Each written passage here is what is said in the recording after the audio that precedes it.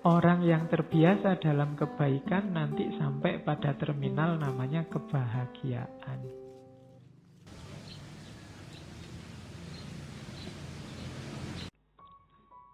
Tujuannya akhlak.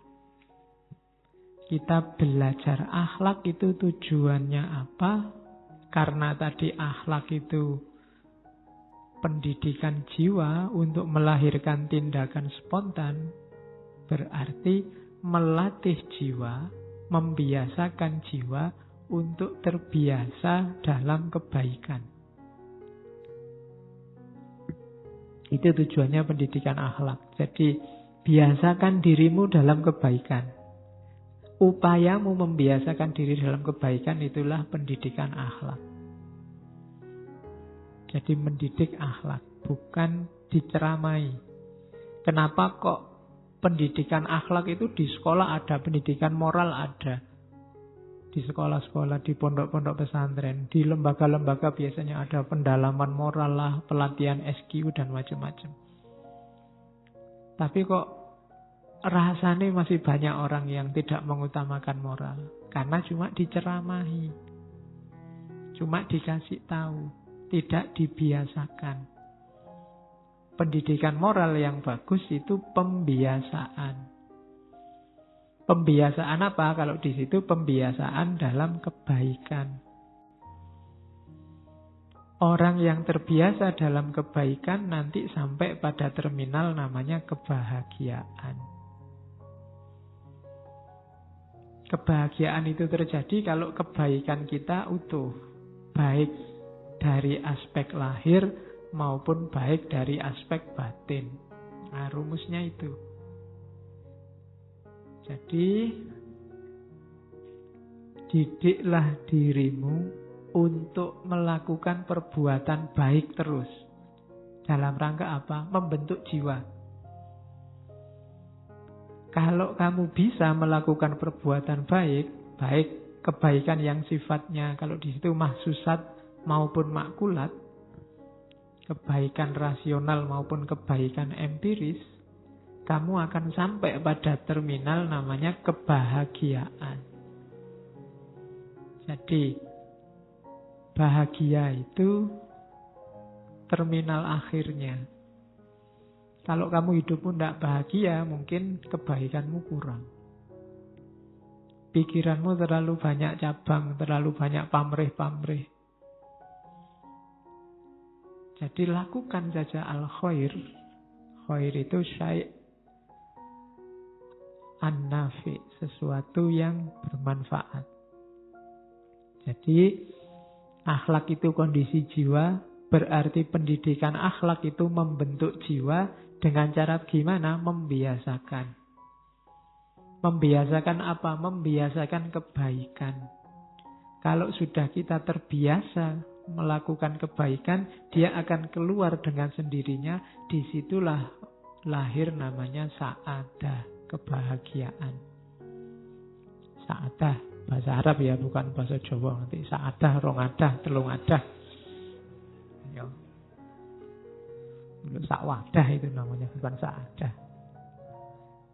Jadi itu tujuannya. Jadi rumusnya simple tadi ya. Ini kalau diomongkan gampang, cuma dijalani abot.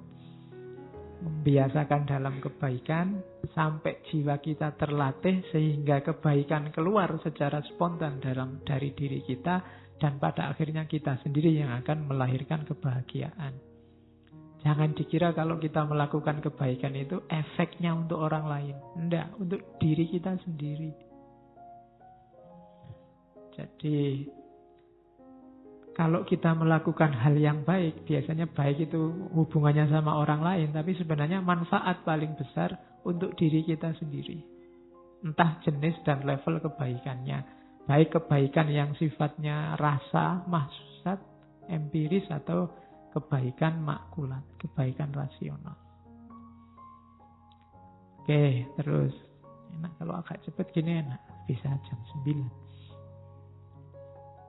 Nah, ini pinjam dari teorinya Aristoteles. gambarannya orang yang bahagianya sempurna, sa'adah al-kamil itu ada 5. Yang pertama, sehat fisiknya. Itu pasti ya, nomor 1 kesehatan. Makanya ngajinya nggak dipaksa, nggak diforsir. Wis capek ya wis. Kalian juga gitu. Kalau kalian enak, kalian iso ngeleset-ngeleset. Kalau saya apa boleh di sini sambil berbaring? Ngantuk sejak pagi. Oke, belum ganti baju lagi dari kantor. Jadi yang pertama kesehatan fisik dijaga. Itu amanahnya Allah. Tubuhmu juga amanahnya Allah. Kalau ngaji ini kan amanah dari Allah dan dari takmir. Jadi tidak masalah. Kalau amanahnya Allah itu nomor 1, tubuhmu jadi nomor 1 kan. Kalau sudah capek ya sudah. Yang kedua, itu sumbernya bahagia, jangan salah. 4 yang bawah itu sukses, tapi nomor 1 enggak juga enggak. Banyak orang hartanya banyak, tapi sakit-sakitan juga sumpek. Terhormat tapi sakit-sakitan ya sumpek. Jadi yang pertama sehat fisik, yang kedua mal, kepemilikan harta, yang ketiga kehormatan. Cuma kehormatan itu di kalangan orang terhormat. Kehormatan di kalangan yang tidak terhormat itu bukan kehormatan. Saya itu terkenal loh Pak, di kalangan gendo-gendo itu misalnya ya. Nah, itu bukan kehormatan. Kehormatan itu ya di tengah orang-orang yang terhormat. Kamu dihormati, itu berarti kehormatan yang beneran. Jadi yang ketiga, reputasi. Yang keempat, sukses dalam berbagai bidang kehidupan. Ya, hidup itu kan dimensinya banyak.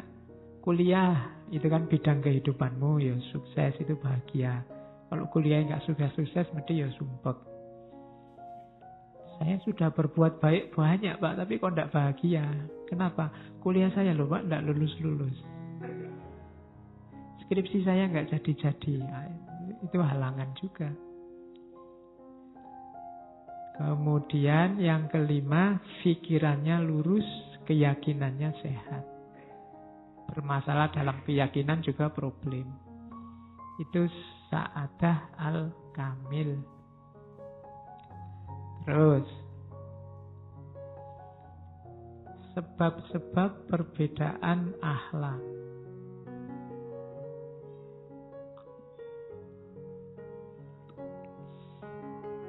Kenapa orang itu akhlaknya bisa beda-beda? Katanya Ibnu Miskaweh ada 4. Yang pertama alamiah. Wataknya orang memang ada yang gawan bayinya memang begitu. Itu ada. Cuma kalau di Ibnu Miskaweh watak itu bukan sesuatu yang harga mati. Masih bisa diubah dengan cara pembiasaan tadi. Tapi watak jadi sumber ketidakbahagiaan atau kebahagiaan, dan dia juga sebab perbedaan akhlak. Jadi yang pertama watak. Ya kalian di antara yang harus kalian baca, kalau filsafat itu kan mengenali diri. Pertama-tama pahami watakmu. Watak itu ya orientasinya jiwa, kecenderungannya jiwa. Ndak sama A sama B sama C, yang disukai apa, yang tidak disukai apa, itu watak. Kok ketemunya jelek-jelek, ya cepet-cepet diperbaharui wataknya. Pak, saya itu kok suka males-malesan ya Pak. Jangan-jangan watak saya itu ya. Nah, kalau ketemunya jelek, ya diusahakan dilawan, diganti kontennya biar tidak males-malesan lagi. Saya itu kok cenderung santai apa-apa itu Pak, semuanya jadi keteteran. Ya berarti perbaiki, jangan nyerah. Oh mungkin watak saya sudah itu Pak, ya enggak. Sekarang watakmu sekarang ya, bisa diusahakan, besok tidak watakmu lagi. Jadi sebab perbedaan yang pertama watak. Yang kedua ada tradisi, kebiasaan. Setiap daerah, Setiap tempat itu punya kebiasaan yang beda-beda. Kebiasaan di Jogja mungkin beda dengan kebiasaan di daerah asal kalian. Itu juga perilaku akhlaknya kadang beda. Yang ketiga, ilmunya. Ilmu juga menentukan perbedaan akhlak. Yang keempat, kesungguhan. Kesungguhan itu mau atau tidak kita serius. Ada yang ilmunya sudah dalam, sudah ngaji filsafat sejak sesi pertama sampai hari ini, malam hari ini. Cuma ya wis ngaji ya lewat ngaji aja, ndak ada manfaat praksisnya. Nah, itu tingkat kesungguhan. Padahal ada yang baru datang 2 malam Rebu ini sudah keluar supaya filosof kayaknya. Ada yang kayak gitu. Nah, itu ya mungkin begitu ngaji 2 minggu ini belum wajar serius terus ilmu ini jeru langsung tiba-tiba dalam. Nah, itu tingkat kesungguhan menentukan. Jadi watak kita ini modal-modal kita, kebiasaan kita, ilmu kita, kesungguhan. 4-4-nya bisa diubah. Bukan sesuatu yang harga mati kayak NKRI. Jadi dia sesuatu yang bisa, kalau memang kontennya jelek, sungguh-sungguh kok isinya jelek ya jangan. Atau pengetahuan kita tentang yang jelek-jelek bisa diubah, ditambah. Atau pengetahuan kita sedikit ya ditambahi. Kebiasaan. Kalau adat kita jelek ya diowah, watak jelek ya diowahi. Jadi 4 hal itu modal kita untuk menjalankan perilaku akhlak, sekaligus dari situlah setiap orang level akhlaknya beda-beda. Karena beda dalam menggeluti 4 hal itu. Terus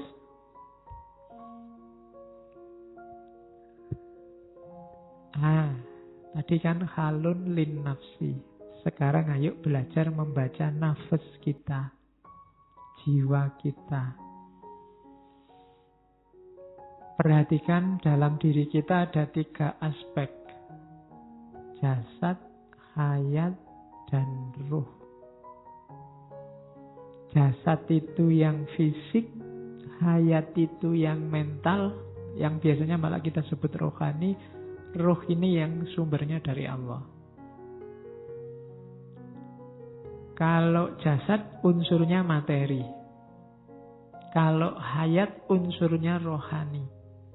Tapi jadi dimensi mentalnya jasad. Kalau ruh ini unsur rohani yang sumbernya dari Tuhan. Yang kalau kepakai kalimatnya Allah, wa nafakha fihi min ruhi. Jadi kalau dibikin lapisan, yang paling luar ini jasad, di dalamnya sedikit ada unsur gerak, ambisi, nafsu, emosi. Itu namanya unsur hayat. Layar kedua, layar paling dalam namanya ruh. Ruh inilah yang sumbernya dari Allah. Yang jasad ini ijbari tadi. Dari Allah juga. Yang ruh juga dari Allah. Yang dalam kekuasaan kita itu hayat. Mental. Itu kita yang ngopeni. Jadi hayat kita ini menghadap ke jasad apa menghadap ke ruh? Orientasinya materi apa orientasinya ketuhanan? Itu nanti menentukan akhlak kita. Jadi hidup kita ini berarti isinya ada jasadnya, ada hayatnya, ada ruhnya. Karakter kemanusiaan kita kuncinya ada di hayat, ada di rohani. Semoga dia ngadepnya ke roh, ke kesejatian, ke Allah, bukan ke jasad. Kalau dia ngadepnya ke jasad, ya urusannya materi. Biasanya orangnya ya mikirnya duniawi saja, melupakan hakikinya. Padahal kita jadi manusia itu karena unsur rohani tadi. Kalau hewan dia punyanya jasad sama hayat. Jadi dimensi materi sama dimensi rohaninya. Hewan kan juga punya emosi, punya gerak, punya maksud, keinginan, dan lain sebagainya. Karena memang dia tidak dituntut apa-apa. Kita yang dituntut untuk menghadap ke yang sejati. Menghadap ke roh.